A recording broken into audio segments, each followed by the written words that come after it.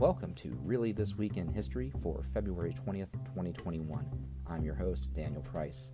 This week I will be speaking with automotive enthusiast and author Dan Albert about Jaguar's announcement of its move to an all-electric lineup by 2025. Before we do get started, let me remind you that the website for the podcast is RTWIHistory.com, and you can find us on Facebook, Twitter, and Instagram at RTWI History. You can also support the podcast by going to patreon.com/RTWI History.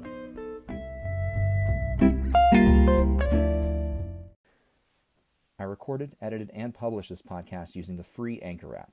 It combines all the tools you need to create your own podcast with little to no experience of your own. Not only does it allow you to record right in the app, it also helps you distribute your podcast to Spotify, Apple Podcasts, Google Podcasts, and many more services. You can even make money from your podcast with sponsored ads with no minimum listenership. It's everything you need to make a podcast in one place. Download the free Anchor app or go to anchor.fm to get started. On Monday, February 15th, Jaguar announced that by 2025, its entire vehicle lineup will be electric. The luxury brand will be joined by the other half of Jaguar Land Rover, with the first all-electric Land Rover coming in 2024, with 5 other electric vehicles by 2025. Jaguar Land Rover expects 60% of new Land Rovers sold by 2030 to include what they call tailpipe-free powertrains. This follows General Motors' late January announcement of a 2035 fossil fuel-free deadline. Last year, Ford unveiled its Mustang Mach-E electric SUV, while FCA has taken the plug-in hybrid approach borrowed from the Chrysler Pacifica to develop the Jeep 4xe lineup. With me to discuss the Jaguar announcement and put it in historical context is Dan Albert, author of Are We There Yet? The American Automobile, Past, Present, and Driverless. Dan, thanks for joining me. I'm happy to be here with you. All right. Now, this is, these last few announcements is pretty exciting news, but are announcements like this becoming more what people expect from manufacturers and less surprising?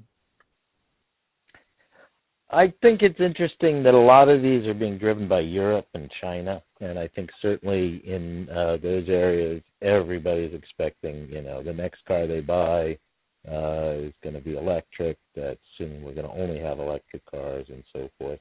In the U.S., there's still a lot of skepticism about EVs, and we still love our pickup trucks. So I'm not convinced that Americans necessarily expect it, but it's definitely good publicity for car companies these days to say they're going all electric.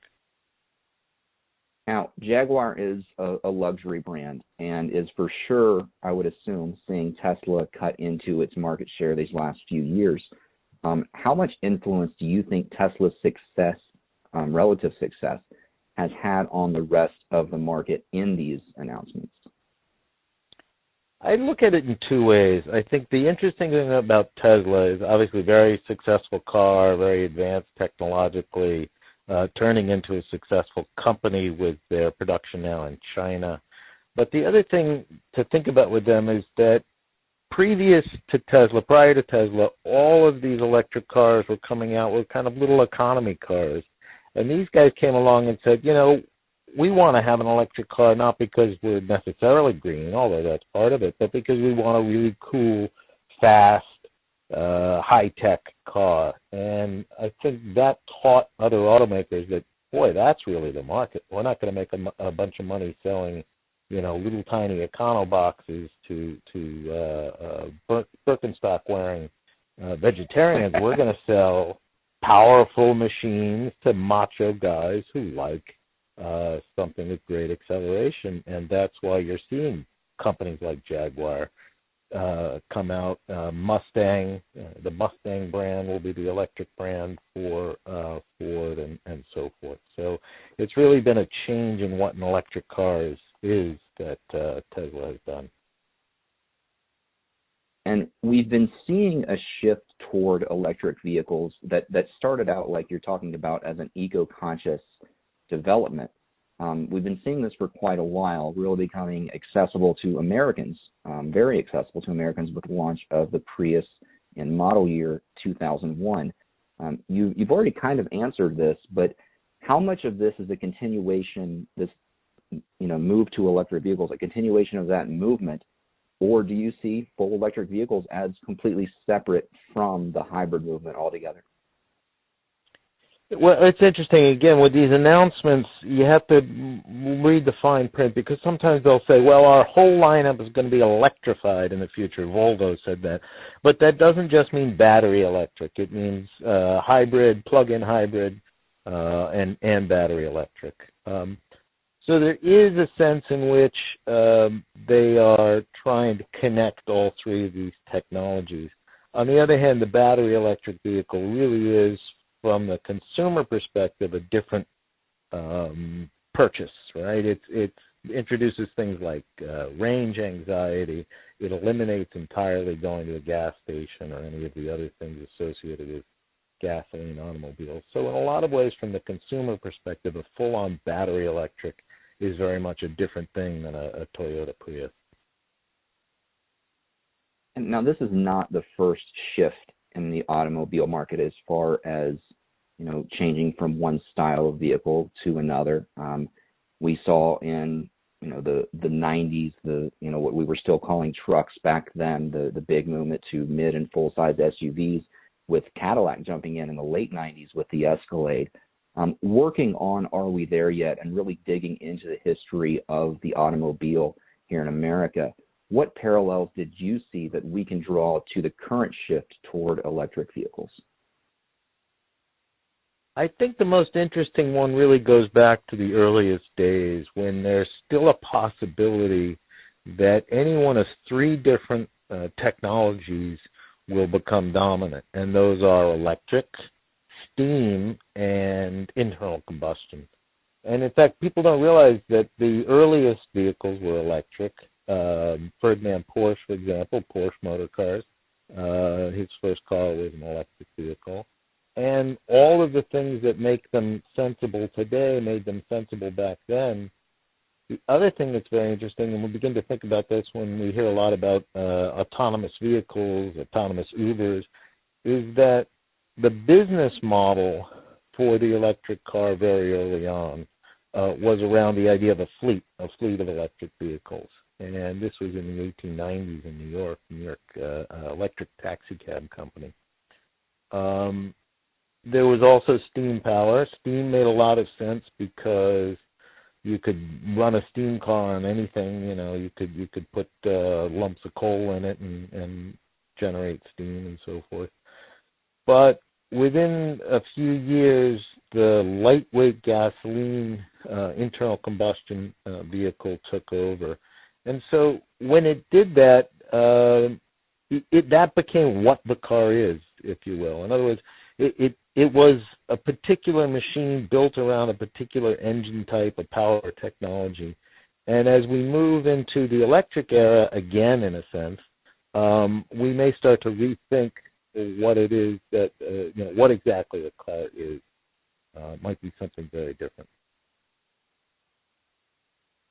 Exactly. Now, you just brought up the autonomous vehicles. I do want to talk a bit about where we're heading, and so the title of your book is includes the past, present, and driverless.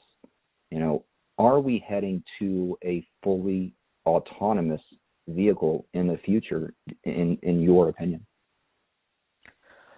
I think the answer is absolutely yes, and not quite the way people think. So there's very little opportunity or expectation for you and I to buy a fully autonomous vehicle in the next 5 years, 10 years, 20 years, in part because who wants to have an autonomous Jaguar, right? The Jaguar you get because it's fun to drive. You want to have fun. Yeah, exactly. You want to have fun, and you people still do have that relationship with their vehicles. It's an intimate relationship, and part of that relationship, whether you're getting a sporty handling machine or a giant SUV, it's about driving. It's about that experience of driving.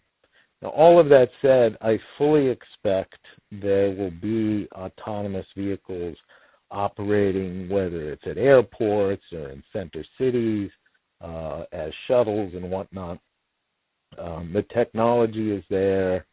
the regulatory framework is evolving so that there's no reason we can't have those kind of technologies and those kind of vehicles.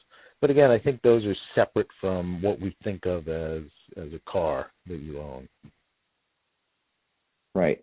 And these two technologies really are developing, or with the electric vehicle, as you point out, kind of redeveloping, parallel, simultaneous with each other.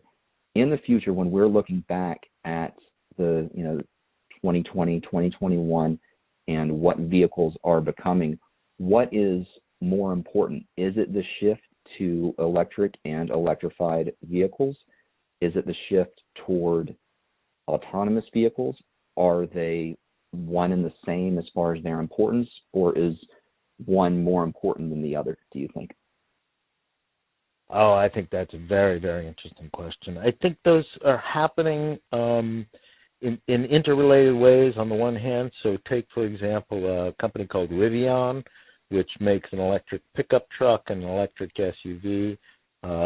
They've just gotten a huge investment from Ford and Amazon and others. Their real kind of moneymaker in the short term is they're going to start building prime Amazon delivery trucks, and they're going to be electric. And Amazon wants them to be electric because they're cheaper to operate. So on a dollar and cents, from a dollar and cents perspective, electric cars are really important. And then when you are operating a fleet of electric cars, the bigger expense, which is no longer fuel and all the other stuff, is the driver. So if you can eliminate the driver next, boy, now you have a super sweet, economy. You've got no drivers, you've got no gasoline, you've got no real maintenance on these vehicles. So from Amazon's perspective, those two things go hand in hand, absolutely together. I think in terms of, the individual buyer or the mass of the roughly 100 million vehicles that are going to be produced in the next year, electrification is by far the more important technology and the more important change. So when am I going to be able to hop in an autonomous Uber and not make eye contact with anyone, as opposed to just avoiding eye contact with the person that is driving my Uber?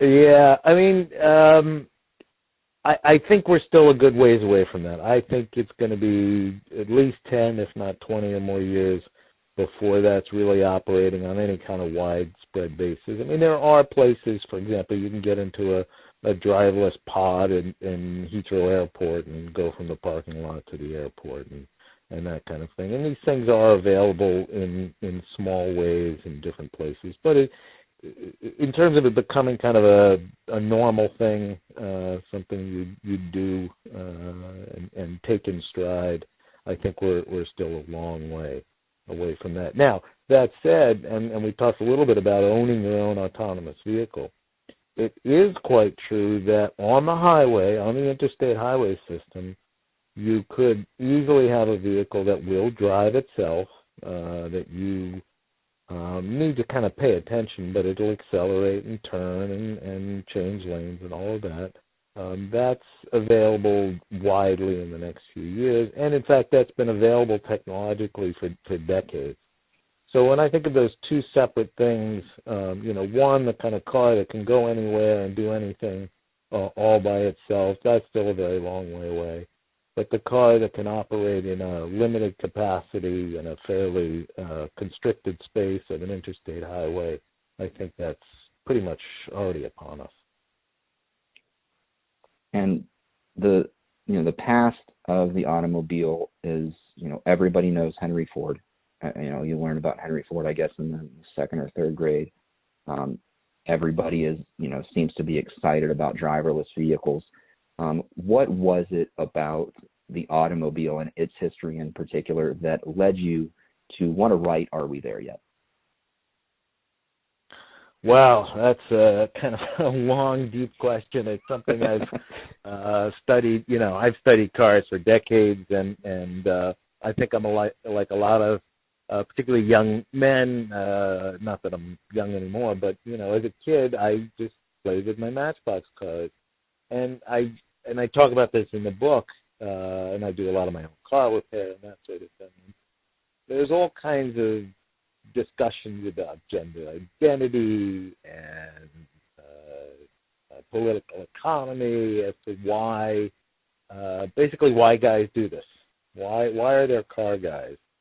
And I conclude in the book, you know what? None of us really know. There's not a good answer to that. I don't know what it is that causes me to obsess about all facets of the automobile. And I think that remains one of the enduring mysteries, and one of the reasons that any kind of logical explanation about, what's going to happen next with the car, any kind of rational understanding of the car misses the point, because a lot of it is emotional, a lot of it is, in a strange way, inexplicable.